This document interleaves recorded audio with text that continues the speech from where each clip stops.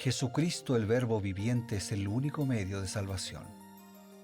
Él es el centro del pensamiento de nuestra vida, la fuente y la autoridad de la doctrina. El principal propósito de la vida de Cristo fue la obediencia a los mandamientos, exaltando la ley de Dios como un reflejo de su carácter. El principal mensaje a ser predicado en el mundo, basado en Apocalipsis 14, está representado por 3 ángeles llevando el Evangelio eterno al mundo entero. Este mensaje se basa en los encantos inigualables de Cristo y declara que la hora del juicio ha llegado y llama a obedecer los mandamientos de Dios. Mediante su palabra, Dios ha comunicado a los hombres el conocimiento necesario para la salvación. Las Santas Escrituras deben ser aceptadas como dotadas de autoridad absoluta y como revelación infalible de su voluntad. Y aunque el canon de las Escrituras inspiradas está cerrado, el Espíritu Santo continúa iluminando, amonestando y confortando al pueblo de Dios a través del testimonio de Jesús, el Espíritu de profecía. El camino a la vida se traza a través de un camino angosto que debe ser recorrido con confianza a las promesas que Dios dejó a hombres y mujeres fieles que dedicaron sus vidas hasta la muerte por el Evangelio eterno. Los fundadores de la Iglesia soñaron con el día en que la revelación sería una realidad en sus vidas. Miraron con los ojos de la fe a aquel día glorioso cuando finalmente la promesa sería cumplida en la venida magistral de Jesucristo a esta tierra para recompensar a cada uno según sea su obra.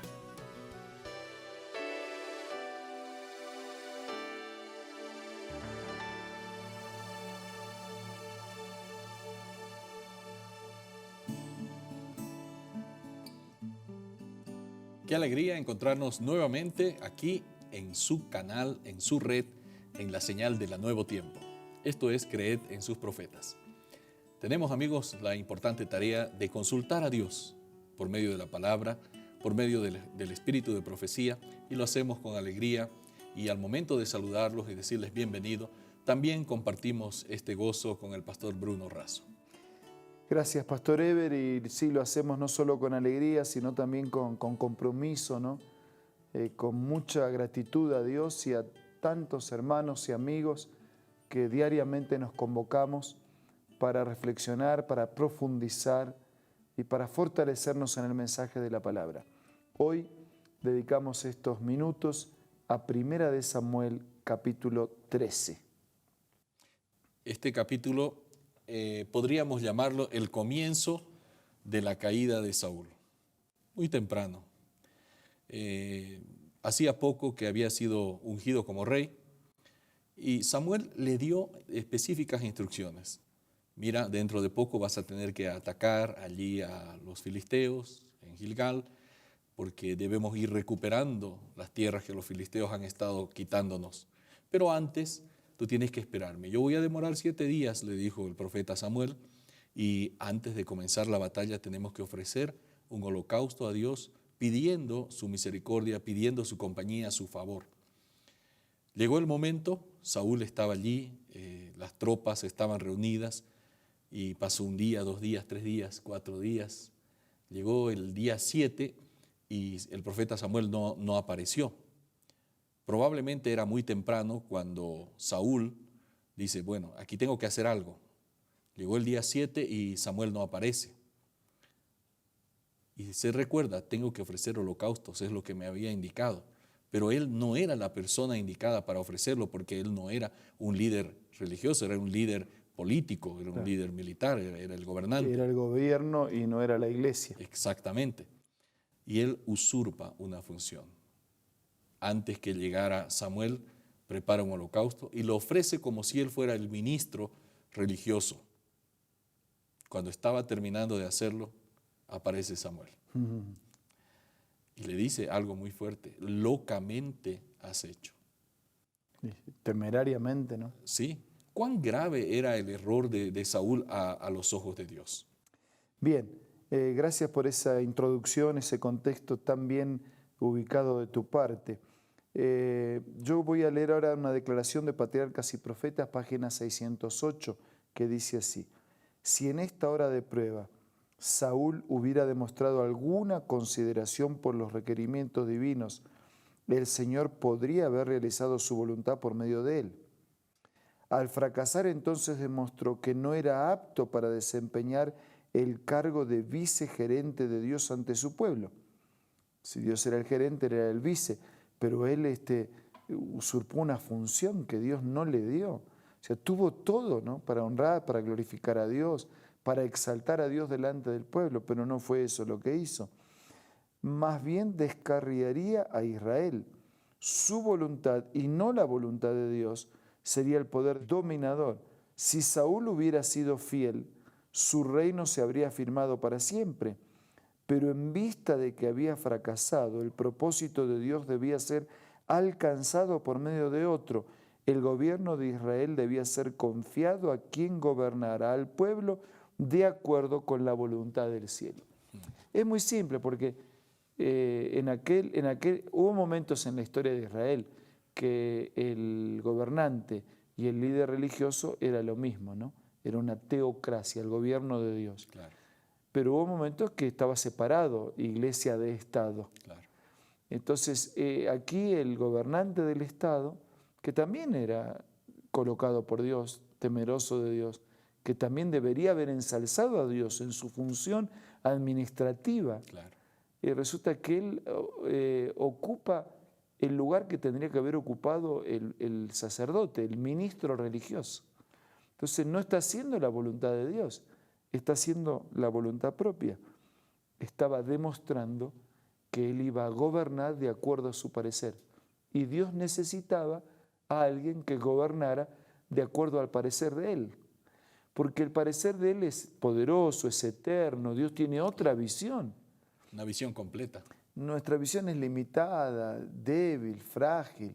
Por eso, cuando Dios nos encarga algo, tenemos que hacerlo a la manera de Dios y no a la manera nuestra. Sin duda. Lamentablemente, Saúl tuvo su primera demostración de autosuficiencia, de independencia, de acción, y bueno, esto le trajo consecuencias muy tristes. Fue una caída gradual hasta que finalmente fue desechado completamente por el Señor. ¿Por qué es tan peligroso actuar de esta manera, independientemente, con autosuficiencia? En Patriarcas y Profetas podemos leer: no sabemos cuáles son los grandes intereses que pueden hallarse en juego cuando Dios nos prueba. No hay seguridad excepto en la obediencia estricta a la palabra de Dios.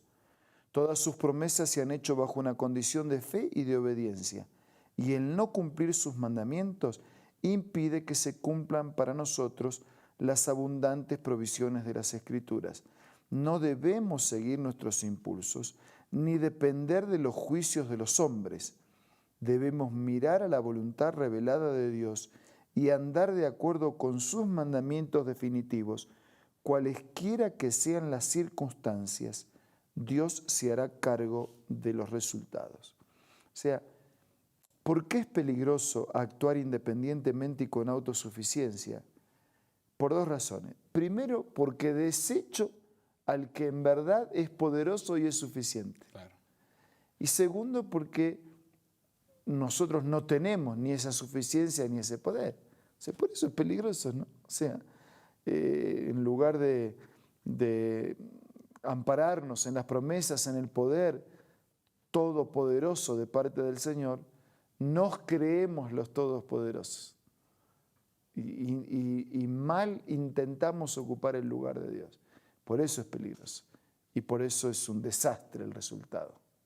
Como fue un desastre, pastor, el resultado de lo que aconteció en la vida de Saúl, el portavoz de Dios, que era Samuel, le había dicho: mira, espera 7 días y yo voy a llegar y voy a ejercer la labor que el Señor me ha dado.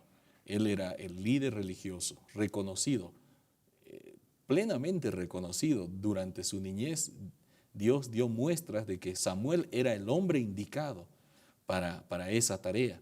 Saúl lo sabía, pero por su impaciencia, por su creer que él podía tomar el asunto por las manos, finalmente terminó reprobado públicamente por el Señor. Y bueno, ese espíritu de independencia y de autosuficiencia puede acarrear muchísimas otras cosas.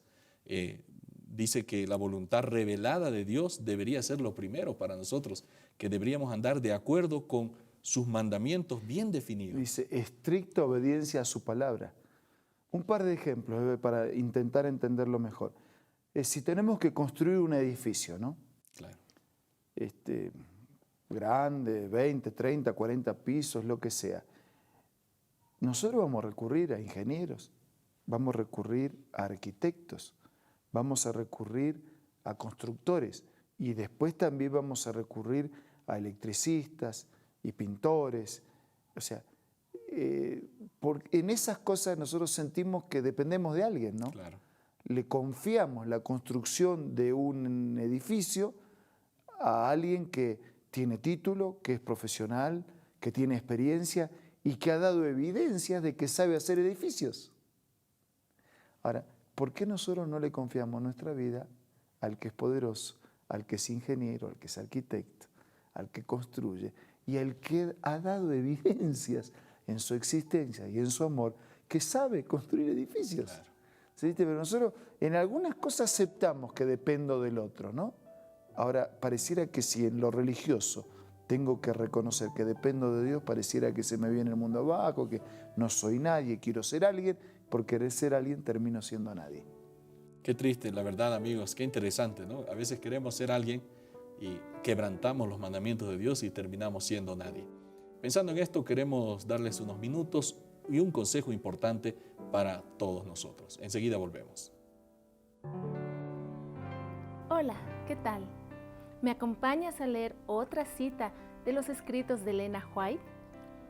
Esta se encuentra en el libro Consejos para los Maestros y dice así: nunca ha sido mayor que hoy la necesidad que tiene el mundo de enseñanza y curación. Está lleno de necesitados que requieren nuestra atención: los débiles, los impotentes, los ignorantes, los degradados. La continua transgresión del hombre durante casi 6.000 años ha producido enfermedad, dolor y muerte. Multitudes están pereciendo por falta de conocimiento. Mira, estos libros y otros pueden ser parte de tu biblioteca personal y te invito a que los puedas adquirir buscando en la página www.aces.com.ar. También puedes descargar la aplicación del App Store o del Play Store.